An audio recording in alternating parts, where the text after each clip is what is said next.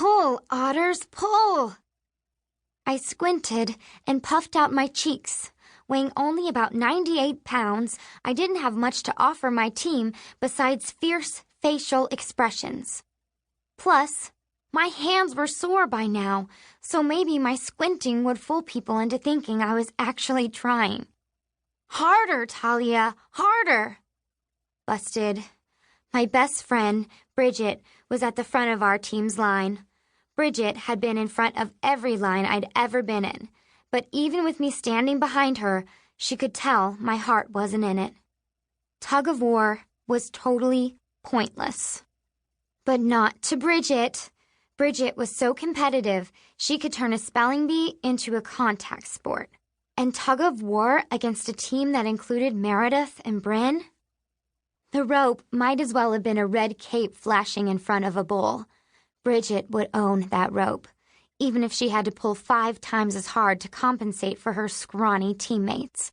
Me being the scrawniest and, let's face it, the least motivated. To Bridget, it was a matter of principle, of willpower, of sheer determination.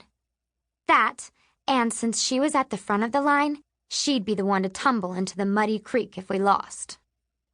Through my squint, I noticed Meredith and Bryn pulling on the opposite side of the creek bank. Even in the middle of tug of war, their ponytails looked bouncy and their lips glossy. What was it with those two? When had they morphed from scabby-kneed goofballs to dainty princesses? And why hadn't Bridget and I received the morph memo? Pull harder, otters! Bridget bellowed, clutching the rope with one hand while she quickly wiped the sweat from her brow with the other. Which was all it took for Meredith and Bryn's team to give the final heave that knocked Bridget off balance and sent her tumbling into the creek. My fellow otters and I groaned gamely, but didn't exactly have rope burns on our hands. The camp counselor blew a whistle.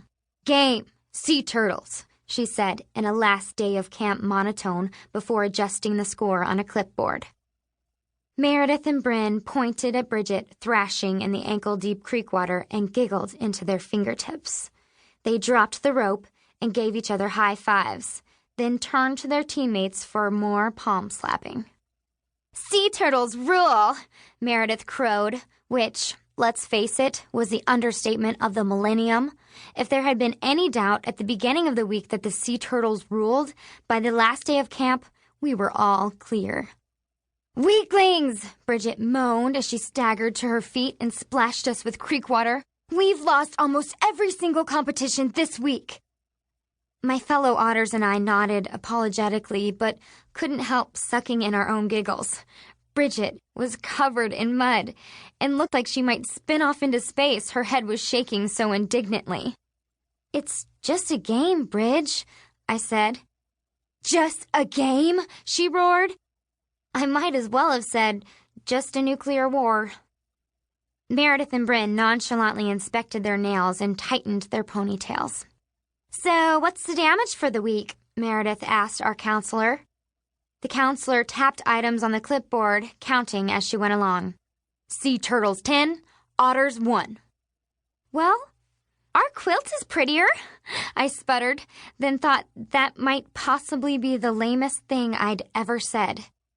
Maybe you girls better stick to quilting, Bryn said, rubbing her hands on the back of her jean shorts.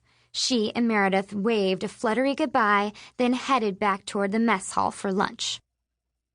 The counselor and other campers scattered too, except for me.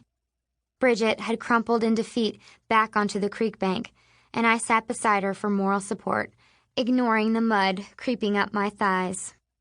Don't utter a word about camp to my mom, I said, planting my chin in my hand. I can see it now. She'll yak on her show about how hopeless we were in every competition except quilting, and the whole town will send me fabric patches to try to cheer me up.